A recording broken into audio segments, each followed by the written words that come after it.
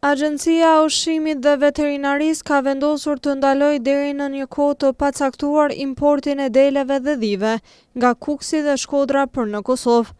Ky vendim erdhi pasi është konfirmuar shpërthimi i murtajës së deleve në qarkun e Shkodrës. Përmes telefonit për mediumin ton, zëdhënësi i Agjencisë së Ushqimit dhe Veterinarisë në Kosovë, Lamir Thaçi, tha se autoritetet kufitare do të shtojnë masat e kontrollit në të gjitha pikat kufitare me Shqipërinë, me qëllim për andalimin e futjes së kësaj sëmundjeje në territorin e Republikës së Kosovës. Thaçi theksoi se kjo sëmundje nuk është zoonotike, që do të thotë se nuk transmetohet te njerëzit dhe nuk paraqet rrezik për shëndetin publik. Murtaja e deleve prej kryesisht ruminantët e vegjël, si dhitë dhe delet.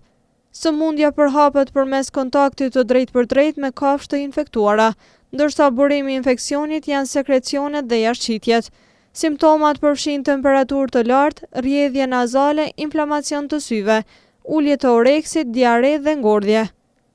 Ndër të tjera, ai bëri të ditur se në bashkëpunim me autoritetet relevante, AUF do të ndjekë situatën me seriozitet të lartë dhe do të ndërmarrë masa parandaluese, duke informuar vazhdimisht fermerët dhe opinionin publik për çdo zhvillim të mëtejshëm.